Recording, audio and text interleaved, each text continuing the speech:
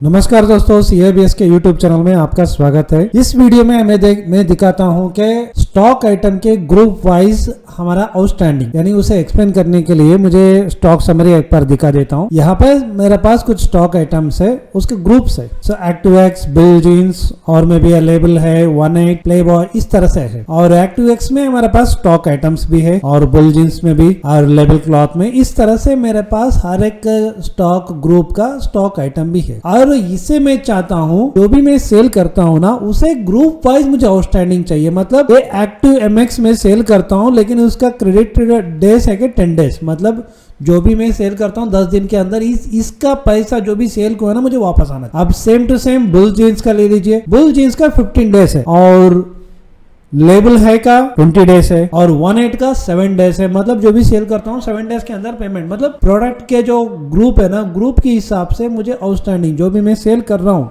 May be या single और may be या मिक्स्ड, मुझे bill outstanding report based on product के ग्रुप के हिसाब से होना चाहिए। सो इसके लिए मैंने ऑलरेडी कुछ ट्रांजैक्शन बना चुका हूँ। यहाँ पे देखिए, यहाँ पे मैं कुछ आइटम्स में सेल किया हूँ। यहाँ पे सेल करने के बाद कुछ डिफरेंट देखिए सैंपल LHS 18 AMX, इस तरह से मैं सेपरेटली टैक्सेस ले चुका हूँ। मतलब आइटम सभी ले चुका हूँ, इसका ट्रांसैक्शन भी सभी रेडी हो चुका है अलॉन्ग विद CGST SGST। कुल मिला के में 3,315 रुपीज है। अब देखिए जैसे मैं एंटर मारता हूँ, यहाँ पे आप समझ लीजिए, देखिए प्रोडक्ट के जो मेरा ग्रुप है ना, यानी उस तरह से ये ऑटोमेटिकली सभी डिवाइड हो चुका है। सो 3,350 बेस्ड ऑन इसके हिसाब से 20 days, 7 days, 10 days, 5 days, 16 days, इस तरह से क्या हुआ है, अमाउंट भी डिवाइड होके आ चुका है। मतलब मेरा प्रोडक्ट वाइज, मतलब प्रोडक्ट का जो ग्रुप है ना, उसके हिसाब से ये क्या बन चुका है, आउटस्टैंडिंग्स अलग अलग से रेडी हो चुका है। अब ये सभी सेव होने के बाद मुझे स्टॉक स्टेटमेंट ऑफ अकाउंट्स और यहाँ पे आउटस्टैंडिंग देखता हूँ और आउटस्टैंडिंग रिसीवेबल समझ लीजिए, जो भी मैं सेल करता हूँ, सेल करने का जो बिल है ना, वो रिसीवेबल है। अब यहाँ पे ऑफ करता हूँ मैं, सभी आउटस्टैंडिंग का मुझे यहाँ पे दिख रहा है। अगर मुझे यहाँ पे मैं एक्टिव MX का ही मुझे देखना चाहता हूँ, एक्टिव MX का जो स्टॉक ग्रुप है ना, कब मेरा पास माल अभी आना है, तो मैं यहाँ पे एक बटन है ब्रांड फिल्टर, यहाँ पे सेलेक्ट कर लिया। यहाँ पे मैं एक्टिव MX कलेक्ट कर लेता हूँ। देखिए एक्टिव MX का 2 बिल हमने सेल किया थे, उसका आके 290 रुपीज, ये 12 तक मुझे आना चाहिए था। अगर मैं एक बार इसे एक्सपैंड करके देखता हूँ, ये 6 को एक्सपैंड करने के बाद इसके अंदर बहुत सारे आइटम है, लेकिन देखिए स्टॉक आइटम AMX का ओनली 276 रुपीज है और प्लस GST के साथ ऐड होने के बाद अब ये इतना मुझे स्टॉक दिखा रहा है, 290 रुपीज इसका बैलेंस यहाँ पे दिखा रहा है। इस तरह से मुझे सेल्स का सेक्शन, यानी स्टॉक MX का इतना 290 रुपीज है। अब देखिए ये आके यहाँ पे 290 रुपीज, मतलब उस बिल में बहुत सारे स्टॉक आइटम है, लेकिन पर्टिकुलरली स्टॉक ग्रुप वाइज यहाँ पे डिवाइड हो चुका है। इसी तरह हमारा देख लेते हैं कौन सा।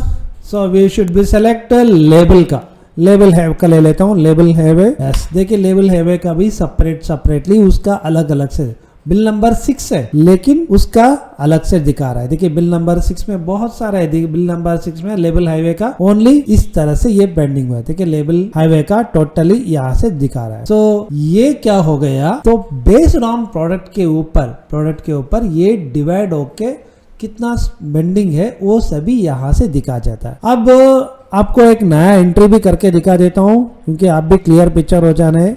अब मैं नया एंट्री के लिए एक लेजर क्रिएट कर रहा हूँ XYZ, इसका कुछ भी ट्रांसैक्शन नहीं है। Display and account books ledger XYZ का कंपनी का कुछ भी ट्रांसैक्शन नहीं है। अब मैं इस XYZ कंपनी का एक सेल्स वाउचर बनाता हूँ XYZ, और प्रोसेस हो गया। और यहाँ पे आने के बाद मैं आइटम सभी ले लेता हूँ। एक AMX का लेता हूँ, एक 10 क्वांटिटी, और यहाँ पे 200 रुपीज ईच। सो यहाँ पे आ गया। और मैं लेता हूँ LHS का 5 क्वांटिटी 150 ईच। अब मैं यहाँ से लेता हूँ TB का, लेता हूँ TB 2 क्वांटिटी 300 रुपीज ईच, यहाँ पे आ गया। अब बाकी का यस, सो VIP का भी टैक्स ले लेता हूँ, VIP का 1 क्वांटिटी। अब मैं यहाँ से हो गया 350, यानी 150 रुपीज का ईच। सो यहाँ पे टैक्स कैलकुलेशन के साथ आ रहा है।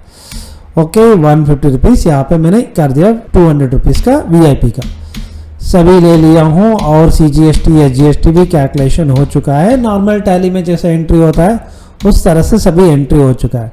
At the time of billing section में मैं तो 4 अलग अलग में ये MX लिया हूँ, LHS, LHC और TB और VIP का अलग अलग कैटेगरी ग्रुप का है।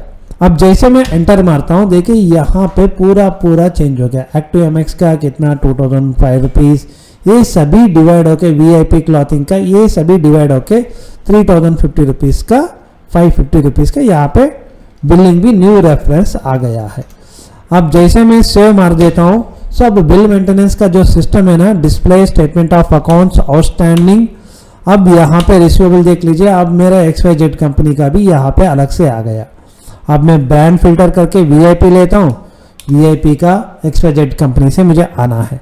और लेडजर वाइज भी मैं सेलेक्ट करके देख सकता हूँ। लेडजर XYZ में यहाँ पे देखिए पूरा VIP का है। और चाहे तो आपको ऑल आइटम्स ले लिया तो देखिए ऑल आइटम्स का VIP का एक ही बिल बना है, बिल नंबर 888 है, लेकिन उसमें आउटस्टैंडिंग जो ना स्टॉक आइटम के ग्रुप के हिसाब से अलग अलग डेट देखिए, ड्यू डेट 12 है, एक 22 का है और 7th का है और 20 अप्रैल का। इस तरह से स्टॉक आइटम के ग्रुप वाइज हमें आउटस्टैंडिंग्स दिखा जाता है। ये पर्टिकुलरली उस तरह से डीलर के लिए ये बहुत यूजफुल है। वो जो stock item based on stock item के रिटर्न मांगते हैं, मतलब सेल करता हूं लेकिन इस स्टॉक आइटम का मुझे जल्दी वापस पैसे जल्दी मिल जाए, तो इस तरह से करने के लिए ये वाला मॉडल इसके लिए बेस्ट ऑप्शन रहेगा। सो वीडियो देखने के लिए थैंक यू।